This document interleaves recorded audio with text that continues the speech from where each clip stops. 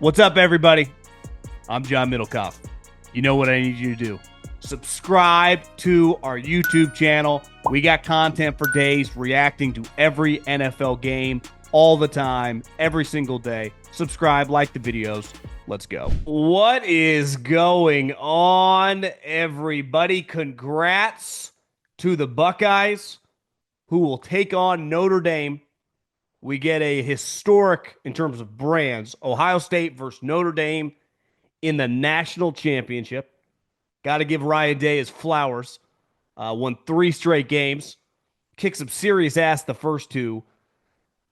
Was in a dogfight tonight, and I really think kind of flexed their muscles because the first 2 games were pretty easy, and obviously their ceiling is the highest in all of college football.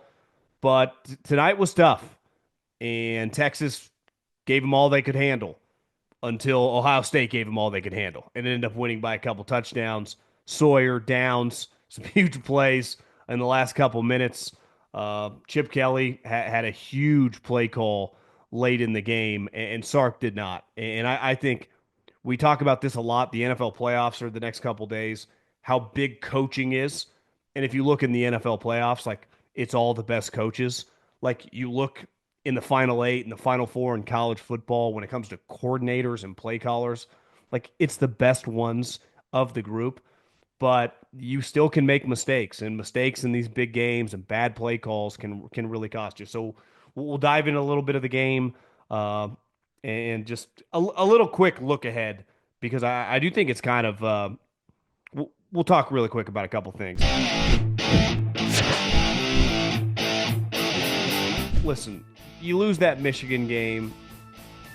The vitriol, the anger from Ohio State fans and Herb Street and all the guys taking shots at the fan base is kind of laughable given how bad that loss was. Like in a vacuum, that loss, separate, no one knew what was going to happen, was really, really bad. Like there's no way around it. But they have really responded. And they didn't get to go to the conference championship game, so they got an extra week. They kicked the crap out of Tennessee. They kicked the crap out of Oregon. And tonight, even that first drive, you're like, they kind of looked, that first drive of the game, I almost put money on Texas. I was like, I'm not going to chase.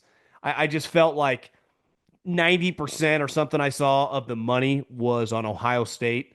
Money line, the spread of the public. I'm like, I don't know. Usually when that happens, and then the first drive of the game happens, I'm like, I'm glad I didn't do it. Ohio State just looked excellent. You're like, this is the best team in the country. They're going to roll. And then for the majority of the first half, it's 7-0. And you're just like, okay, game's going to be weird. Texas is really good on defense. And Texas has one of, if not the best defensive coordinators in all of the country. And clearly, whatever he did tonight, bracketing, double coveraging, throwing different looks at Jeremiah Smith, neutralized that player and that part of their passing game. Now, Ohio State, I mean, Henderson is such an explosive running back. Their third wide receiver, Tate, was dominating tonight. Abuka's obviously a really good player. And Will Howard, listen, he's a solid player. I don't know what his future looks like at the next level. Has some beautiful passes. Obviously, he's an excellent runner and just made some plays. But to me, this game, like this specific game, came down to play calling. It came down to Chip Kelly and Steve Sarkisian. And in the second half, when it's 14-14, and Texas had come storming back, right? They're down 7-0, but it felt a little wider than that. Then they score toward the end of the half, where Sark makes a great play call on fourth down, bringing in Arch on that play where they throw it under the tight end's legs and they run the quarterback sweep, and then they score a touchdown. You're like, it's 7-7. They're going to go to halftime 7-7, and then boom, Chip Kelly calls a screen. Henderson looks like he's going 90 miles an hour, scores from like 80 yards. You're just like, that's kind of a gut punch from Texas. But they came out in the second half. They kept playing unreal defense. They tied the game. It's 14-14. You're going, middle of the fourth quarter, and it's 4th and 2. And Chip Kelly just leaves the ball in the hands of his quarterback. And honestly, if the quarterback doesn't trip himself, I don't know if he scores, but he definitely gains an extra, I don't know, 6, 7 yards. And then they score on that drive to go up 21-14. And I'll be honest, like, I'm not a huge Quinn Ewers guy. Like, you watch the difference between Will Howard and Quinn Ewers, or Riley Leonard and Quinn Ewers. Like, Quinn has a better arm than those guys. Quinn just standing there in a 7-on-7 situation probably looks fantastic. But his feel for playing the position is not great. A lot of their big plays in the passing game, to me, are Sark related. He schemes them open. They ran that sweet play to the tight end on the touchdown drive. I guess it ended up not being a touchdown drive, but on the drive that they should have scored for, where he pointed it downs on the ground. There was another play where he just schemes these wide receivers open, and he does a great job. But to me, when Ewers has to sit in the pocket and feel pressure and move, he just feels like a lost puppy sometimes. Like, he doesn't have a great feel for it. And it's why he took some awful sacks tonight. And, so 4th and 2, Chip Kelly calls the play. And then, listen, Sark, and they drive right down the field. And you're like, damn, I didn't know they had this in them. And they get to the 1-yard line. And they run it up the gut, and they get stuffed. And listen, that happens. I got no problem on a 1st and goal trying to go between the tackles and score a touchdown. I got no problem doing it again. The problem is Sark threw a pitch play that got lateral that ended up losing them 7 yards. I just can't imagine going lateral in that situation where you have been a tough physical team. Like, at the end of the day, one thing Ohio State has found a balance of after that Michigan game, like, Michigan's tougher than you. You just have to acknowledge it. You could be a great boxer. If you get in the ring with Mike Tyson, you're probably going to lose, right? So when you're Ohio State, your greatest advantage is passing the ball and the threat of passing the ball. You look tonight like they were doing everything humanly possible to stop Jeremiah Smith. They treated him like Jerry Rice. Kid's 19 years old. And they kind of took him out of the game. Not because he couldn't get open, just because they're throwing probably 2 and 3 guys on him every look. And Chip Kelly's like, okay, what else do we have to do? We got to throw 2 other guys. We got to run the football. We got to throw screen passes. We got to run our quarterback. And you look at Sark, it's like, listen, you've kind of bullied them. Like, you've been running the ball well tonight. How are you going to get away from that, especially with a team with that much team speed on defense, where their best player on the team is probably a coin flip. It's Downs or Jeremiah Smith. But definitely the best player on their defense is like this versatile safety that can get everywhere. So you go lateral, like, the likelihood that he's going to be out in space is going to be pretty high. And that's exactly what happened. And then 3rd down, obviously Ewers gets the ball tipped. And 4th down, the not feeling any pressure shows up again. He gets sacked by his former college roommate, who sometimes in football, you have no clue how the ball's going to bounce. For Jack Sawyer, it bounced literally right back into his lap, and he took it to the house. And that was the game. But the game didn't happen on 4th down. The game happened on 2nd down when he ran a lateral toss. To me, you can't go lateral in that situation. You have to go vertical. Hell, bring an arch and go forward. You would score. I have pretty good confidence that if they ran 3 or 4 times right up the middle, whether it's quarterback, whether it's with their running backs, hell, whether it's a direct snap to their tight end, it's going to work. You're definitely not going to lose 7 yards, and your quarterback definitely won't get sacked, fumbled, and they'll score. NFL playoffs. We're talking about the NFL playoffs. You bet we are. Get in on the action at DraftKings Sportsbook, an official sports betting partner of the NFL. Scoring touchdowns is a key to winning in the NFL playoffs. And the key to you scoring big is betting on them at DraftKings, the #1 place to bet touchdowns. Ready to place your first bet? Try betting on something as simple like a player to score a touchdown. Go to DraftKings Sportsbook app and make your pick. Here's another reason to watch your favorite players crush it in the playoffs. New customers bet $5 to get $200 in bonus bets instantly. Score big during the NFL playoffs with the DraftKings Sportsbook. Download the DraftKings Sportsbook app. Use the code JOHN, J-O-H-N. That's code JOHN for new customers to get $200 in bonus bets instantly when you bet just $5.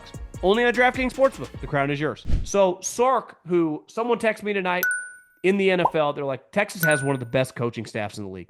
And Sark is an excellent play caller. Their defense is incredibly well coached. And listen, tonight, while they were a 6-point underdog, and we've talked, and most people have, about the price tag that is on Ohio State and the $20 million roster. I don't know if Texas's roster is 20 million, might be 18. Like, their roster is pretty unreal. It is very, very highly paid. They have some big time guys. So you were going toe to toe with them from a talent perspective. So what happened tonight? This is what happens in the NFL playoffs. Comes down to coaching, comes down to play calling. And Chip made some huge play calls tonight. Even that play at the end of the first half when he called the screen, clearly Texas was kind of scared they were probably going to push the ball down the field with a with a Will Howard bomb to one of the wide receivers. All of a sudden that screenplay opened up, and once he made one guy miss, he was out the gate. And the Will Howard play was, you could argue, the second biggest play of the night beside that second down 7-yard loss and Sawyer's fumble sack touchdown. So Chip Kelly, in the big moments, outcoached Sark. He had play calls that worked. Sark had play calls that's chances of working were so low, let alone they blew up in his face, which sucks because he's had such a good season. He's done such a good job of building this team. Like, you just watch from a talent perspective, there isn't any difference. We've seen some games in the playoffs where we're all like, how is Arizona State going toe-to-toe with Texas? They shouldn't have. They don't have the talent. We saw Notre Dame play Indiana. It wasn't a fair fight. Tonight was a fair fight. Guy for guy, the talent on this field. I think I heard someone say, or someone forwarded me a tweet, of the 44 starters tonight, I think it's 26 or 27 of them are NFL prospects. And obviously a ton of them are highly drafted guys. And that doesn't even count some of these freshmen and sophomores that probably don't play that much and that are rotational backups who are going to turn into, some will turn into first and second round picks. A lot of them will turn into fourth and fifth round. The amount of NFL players on this field tonight was outrageous. I mean, simply outrageous. And you felt that. The team speed, the tackling. So, which is cool about moments like this. This is why Ryan Day and Steve Sarkisian, they make combined over $20 million. Chip Kelly's making $2.5 million. I don't want to screw up his name. Boise State, Sark's defensive coordinator, Kwiatkowski, might have mispronounced that. Bowler, awesome defensive coordinator. These guys are all making huge money. And like, they have highly paid rosters. And it came down to 2 or 3 plays. Chip Kelly got it done. Sark did not. And I think that Sark play call on second down is for a guy who's come a long way. I mean, this was a guy at USC, and this is a cool part about sports, right? You're seeing it in real time with Ryan Day over the last month, and you're seeing it with Sark over the course of his career. Is like, you can be down in the shitter. Your career can feel over. I mean, Sark got fired for USC for showing up to the meeting on the sauce to his team. Got fired that morning. And a decade later, like, he's got Texas on the brink of going to the national championship. Hell, he had him there last year too. Ryan Day, just a month ago, it felt like, is this guy going to get fired? Is this guy going to get fired? And you can change. Some people change their career like that. That's what Ryan Day has done over the course of these 3 games. It's like, he's 60 minutes away from being a national champion. Sark, it took him a little longer, but it's like, he's one of the best coaches in the country. But you become legendary, and Ryan Day said it after the game about Jack Sawyer, like, these are the type moments when legacies are made, and you can or cannot become a legend. And, like, let's face it, like, I've been hard on Ryan Day, but his resume now, after these last 3 weeks, like, beating the shit out of Tennessee is a really good win. Housing Oregon was beyond impressive. Tonight was the most of all 3 of them. Because it was a tight game. Because it was difficult. Because the defense you were playing is excellent. But the one downfall of Texas is, I saw someone tweet this out, like, their red zone offense is, I think there's 120 teams that are Division I football programs. They're 108th in red zone offense. And you feel it when you watch them. Now, to me, it's not all coaching. Part of that's your quarterback who just lacks a feel. But on that specific play from the 1 yard line, when you get first and goal on the 1 yard line, you kind of can take it out of the player's hands. Put it on your offensive lineman and just say, we're going forward. And that's what Chip did on that 4th and 2 with Will Howard. Like, listen, they've been covering our guys. Someone could slip. We're not overcomplicating this thing. We have a power running quarterback. We're going to run quarterback power. And I mean, best case scenario is what happened. The guard in the center basically parted like the Red Sea when the dude pulled up the middle. But even if it hadn't and they had collapsed it, we think our guy's powerful enough to get us 2 yards. And we're going to go down swinging with this guy. Meanwhile, they run that play. It's like too much room for error. And the worst case scenario happened. And I think as a play caller, you kind of got to factor that in. It's like, listen, if they get discombobulated, maybe we walk in and he touches the pylon on the way sprinting to the corner. What happens if we miss a block on the edge and a guy gets penetration? All of a sudden we're at the 1. Could we be at the 6 yard line? Like, I think you have to factor that into play. You're playing Ohio State now. We're not playing Mississippi State. We're not playing Oklahoma State. This is Ohio State, which regardless, they're the 8th seed. They're the best team in the country. So does this make sense? And the answer is no. And then you have to put it on your quarterback the next 2 plays from the 8 yard line, and we saw how that goes. And Quinn Ewers, this talk about getting, I see it with Carson Beck, and I get it. You see it in the NFL. People get desperate for quarterbacks. But paying these guys, who knows if this is true, but you see some of these numbers, 3, 4, 5, $6 million. Man, I don't blame Carson Beck. If you just got $5 or $6 million to go to Miami, or $4 million, that is 100% the right move. More power to you. That is a great business decision. You should go to Miami instead of going to the NFL. Quinn Ewers, if someone is going to give you $5 million next year to play college football, do that. Do that. That is a great idea. No one will ever give you better advice in the history of your life. If there's $5 million available, make sure you get in writing and they sign and you sign. No handshake deals. But if they're signing it, take that money and drive immediately to campus. Just tell them you will see them tomorrow. You will sign that contract because these guys are not NFL players. Like, that's not an NFL quarterback. And there's nothing wrong with that. Most human beings that play college football are not NFL quarterbacks. Most human beings in America are not NFL quarterbacks. But Quinn Ewers, not an NFL quarterback. Will Howard, and that's what I think was fascinating about this. I'll end with this matchup. I mean, both games were awesome. Part of this long now playoff system, we're going to get some bad games. There's nothing you can do, but the cream's going to rise. You might have an upset or 2 over the course of the next 3 or 4 years. I would be stunned if we don't get a consistent theme, though, of the best 4 of the best 6 or 7 programs every single year in the Final Four. It's just football in college, the separation of talent. And this year, obviously, I mean, the amount of NFL guys on the field these last 24 hours is pretty eye-opening. But 2 guys that have helped themselves, man. Like, I think Quinn Ewers stinks. Like, I really do. I know he's got a good arm and he can make some throws. I don't think he's a good quarterback. But I watch Will Howard and Riley Leonard, and it's like I would have been a hater of those guys 3 months ago. Kind of earning my respect. Both of them elite competitors. Obviously, in college, running the ball is a huge part of their game. I mean, Will Howard tonight, I mean, the defense played really well, but throughout these playoffs, he's been throwing the ball very well. I mean, tonight he got fooled on the 1 where he tried to force feed the ball. Don't blame him, to Jeremiah Smith. Linebacker drops last second and makes a really, really good play. That happens to NFL quarterbacks. But I think both these guys are players that, listen, I'm not talking about first round, but for guys that mid-round guys, 3rd or 4th round, they are going to be players that quarterback coaches and the coaching staffs, once they get involved in the draft process, are really going to like. Because it is clear how much their teams like them. It is clear how competitive they are. Now, a huge part of that in college is runs with your legs, not your leg. So are both these guys getting quarterback power calls in the NFL? Like, you have to be a better thrower.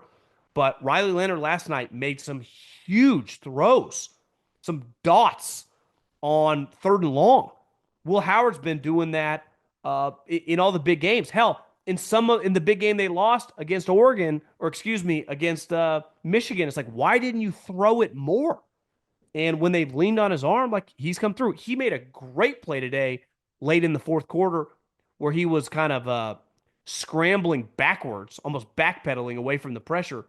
Tate breaks off like a deep breaking route, hits him in stride. Will Howard's grown on me. So is Riley Leonard.